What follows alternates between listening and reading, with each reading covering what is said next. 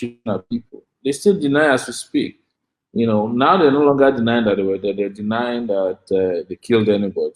And then they said, well, only 2 people died. And as if, like, how do you use only to describe the death of 2 innocent persons? You know, Yeah, but you've touched what we on. hear, Yeah, you've touched on the Lekki massacre. This is something that we really want to understand from the international community. When the president said that we should get the facts right, how would you describe exactly what happened at the Lekki Tollgate on October 20th? so the governor of Lagos State, Sowore, imposed a curfew when they saw that the protests were not less enough, and after they tried everything else to frustrate the protesters. And the protesters said, well, curfew doesn't prevent us from protests. It just says stay where you are. So they stayed at Lekki Tollgate, and at about 6:30 p.m., 2 vans of soldiers, I don't know how many soldiers were involved, approached these peaceful protesters. They were waving the Nigerian flag and singing national anthem, and they opened fire on them.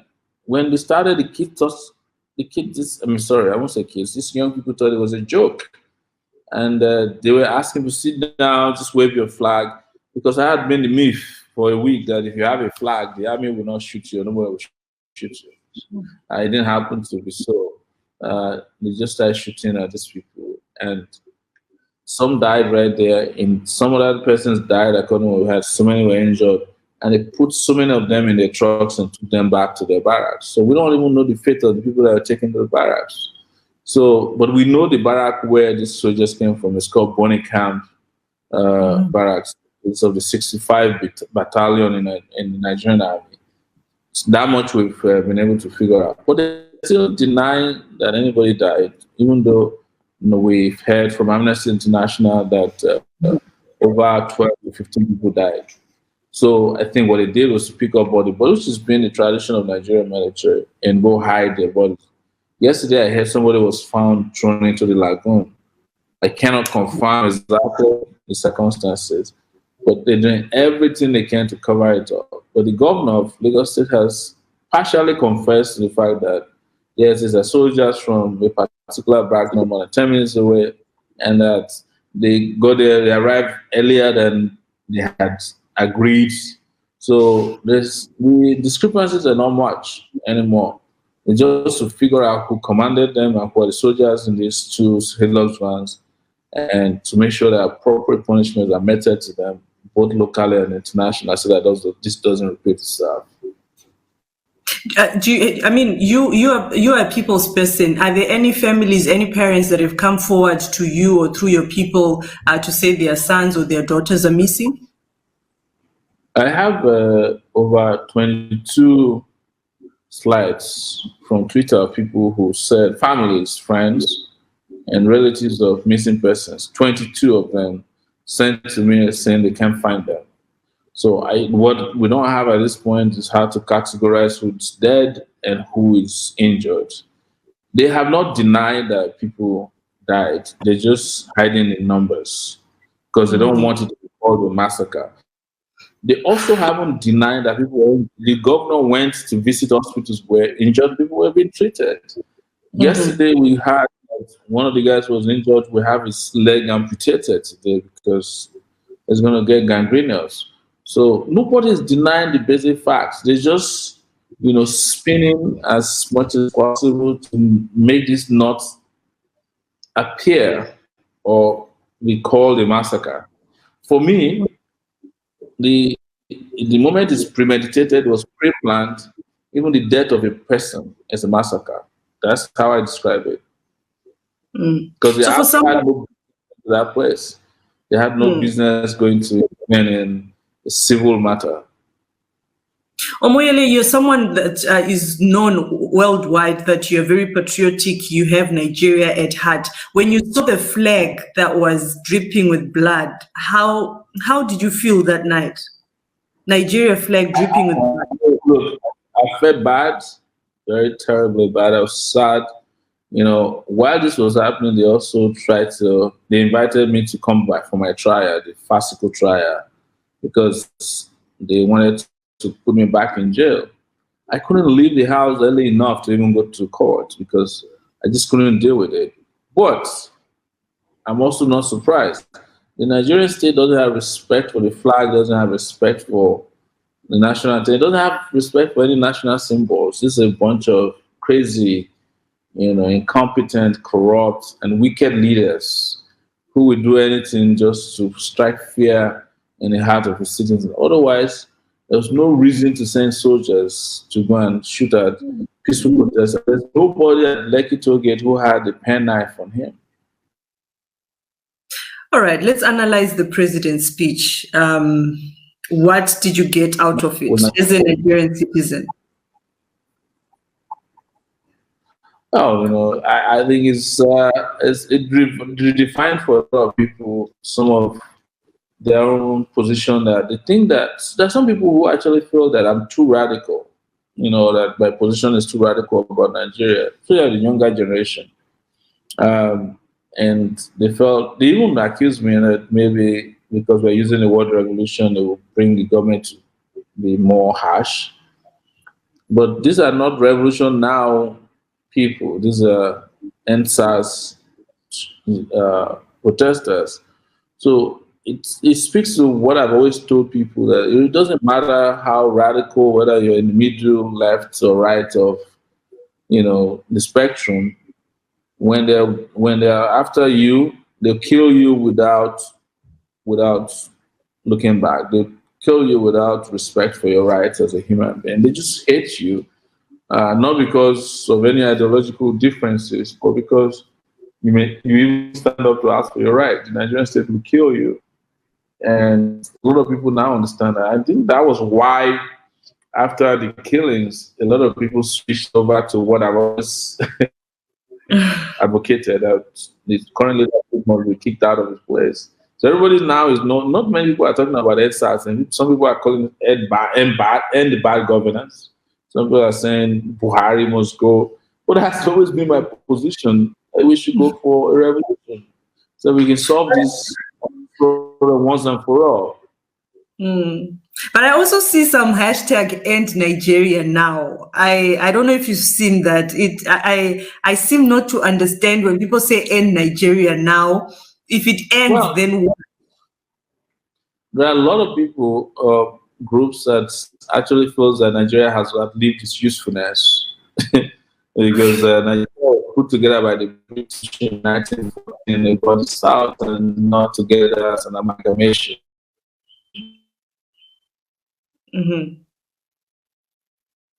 Set up as a business. So there are people who went through the killing of some 3 million Nigerians during the war between 1967 and 1970. I wasn't around there. I was born 1971. So those ones would feel like it's an unjust and unfair country or federation that they want out.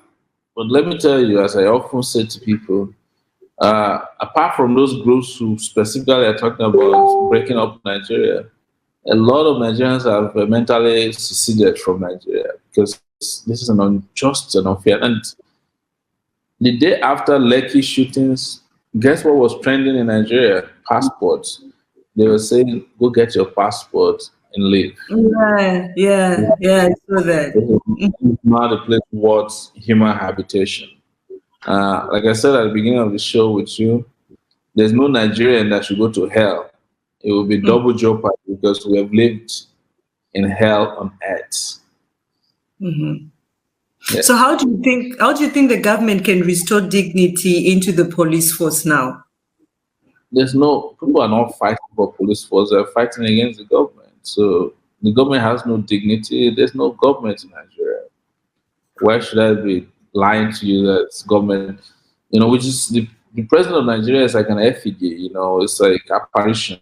Once in a while, come and see him, and he'll say some things, piss more people off, and then they hide him back wherever he is. Apart from people saying end Nigeria, have you not also seen a lot of people saying that the president is dead?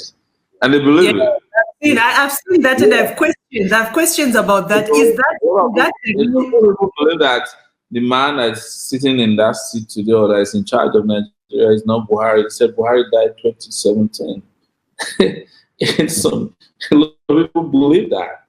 I've never seen that many people believe a standard conspiracy theory as that. But like I said to people, it's a metaphor for a vote of no confidence in his presidency, that people actually look at him and say, that's not you.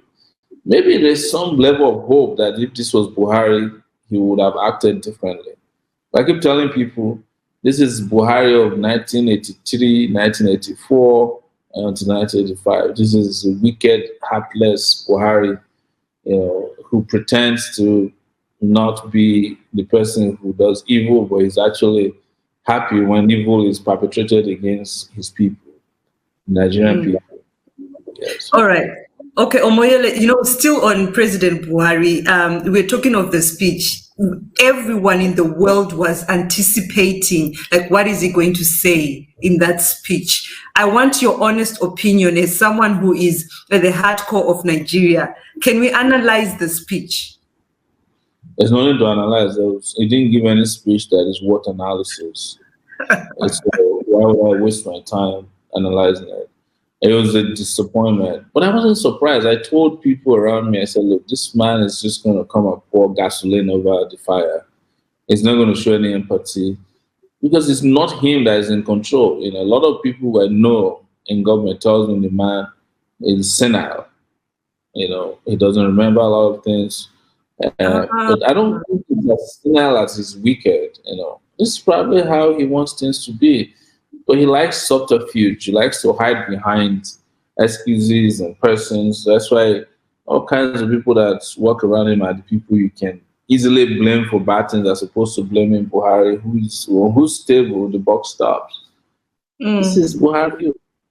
So when he gave the speech, in fact, if you look at my timeline, before he finished giving his speech, I had already written it off. And then his special advisor on media and publicity, Mr. Femi Adesina, also came out saying that only hatred will kill Nigeria. What do you think about that statement? It was soon after the speech. The guy needs to check into the mental institution, Femi Adesina.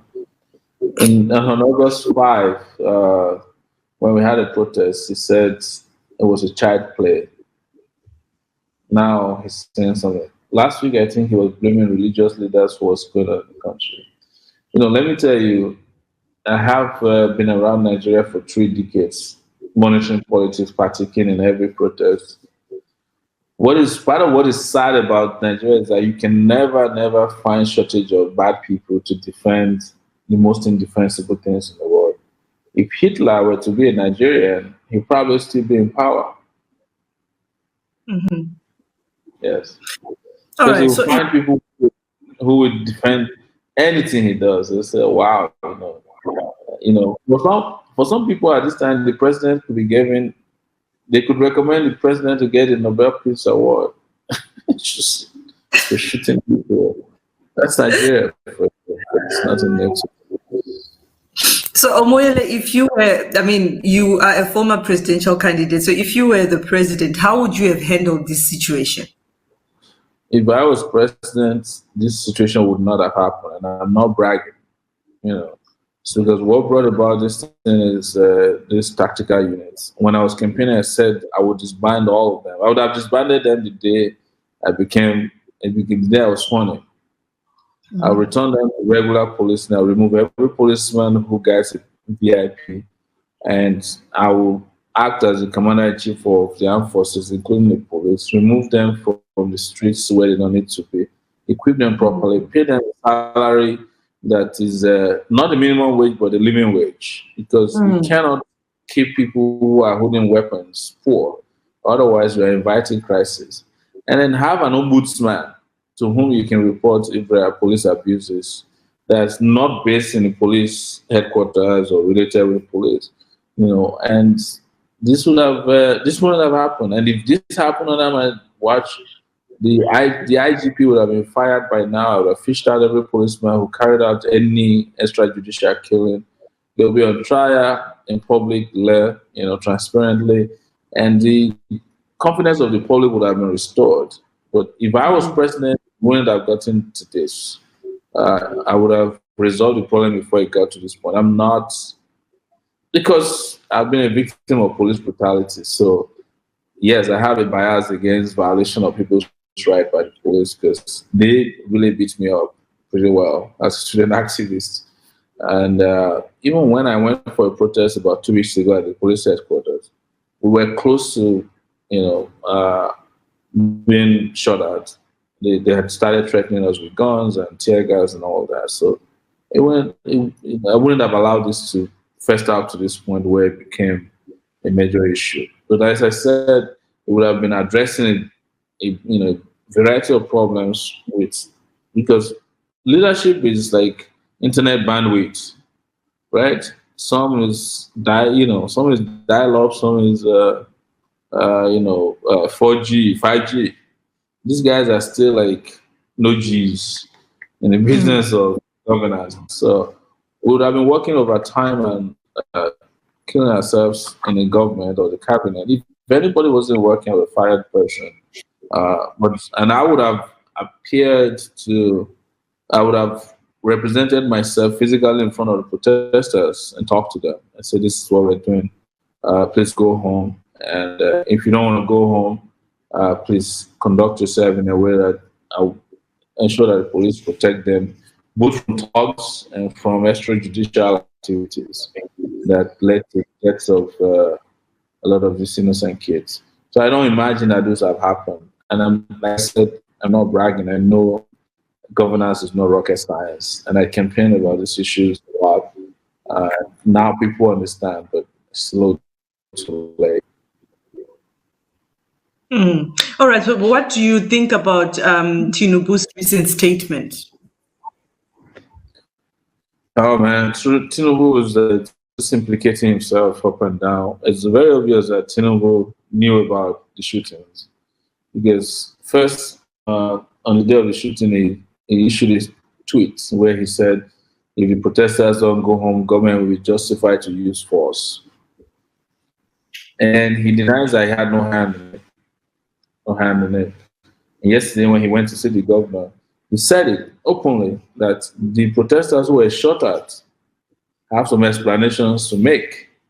And one of them, he said they should explain how long they've been there, why they went there, and what they was. And I'm just paraphrasing, not his exact words. I was shocked. But it's true to you that Tinubu cannot deny culpability in Lekki shootings because they were after his businesses. One of it is the Tollgate where they make billions every month ahead.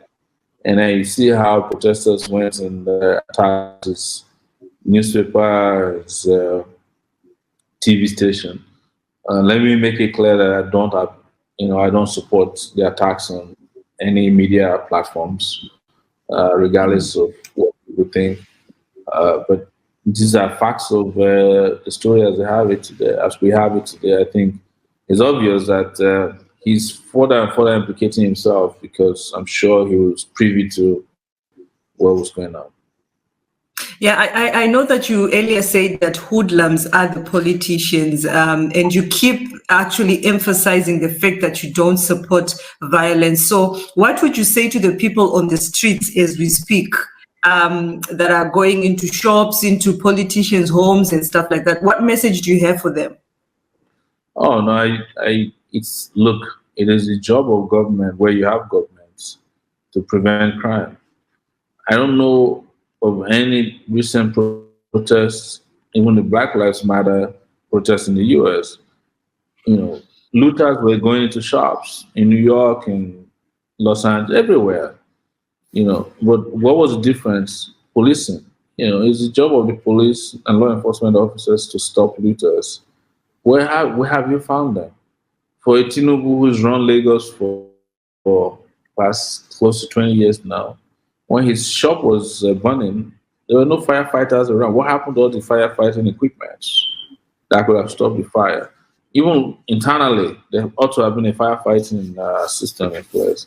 So when you blame hoodlums, you can do the same for US, you can do the same for UK. When there was I think it was the yellow beret or was the yellow vest movement in France, there was a lot of burning of things. What was the difference? Policing and public institutions that are supposed to stop it, and eventually they stopped. Someone was asking me the other day, "Oh, there's a jailbreak." I said, "There's no revolution or uprising that doesn't lead to a jailbreak. Because why do you think people go to jail to break jails? Because they're looking at it, the people who should be in jail are not in jail. The people who are like petty criminals are languishing in jail, and the politicians who are the real thieves and killers and murderers and destroyers of the country, they're wearing three-piece boo-boos and having fun. Private jets, for children to go to school where that's how the public thinks. But that should not stop me or prevent me from stating that it is wrong to loot, to destroy or kill anyone, even if you disagree with them. So I'm not in support of all those actions. But I have to give you a context, and that's what I've just tried to do. Okay. So what next for you? I mean, are you still thinking of running for presidency? There's a lot more work to be done in Nigeria today than presidency. Oh, but elections are coming up very soon. I mean, we need to know. So what's next for Nigeria? We still got 2020, 2 months to go. We can achieve a lot. We still got 2021, 2022 before we get to 2023. Why are you jumping the gun? It's not jumping the gun. Everybody says Nigeria must end, Buhari must go. So if Buhari must go, who is next? Jose, this is just, sorry, I apologize. I was in Abuja in 2015, right? And Robert Mugabe came to Abuja to attend Buhari's inauguration. Myself and a young lady known as Adeola, when I confronted him, and we told him, "When are you going to have elections in your country?" He was so condescending, And the belief was that Robert Mugabe would still do another term because I think elections were approaching. But the people of Zimbabwe said enough is enough. Not only did they kick him out of power, he didn't last long after that. Did you get to do the election he was expecting? No, because the people said enough is enough. So this is the reason why I'm saying it's up to the people to determine when the next election will be. 2023 is a date on the calendar. It's not a date on the destiny of the people of Nigeria. Okay. Anyway, thank you so much, Omoyele, for your time. And any parting words for the people of Nigeria before we end the revolution now? We have to go for it, and no backing now. That's all I have to say. Thank you so much. All right. Thank you so much. And good afternoon. All right. Me too. All right. Nigeria, they use computer. The leaders of Nigeria, they use radio where they turn the knob.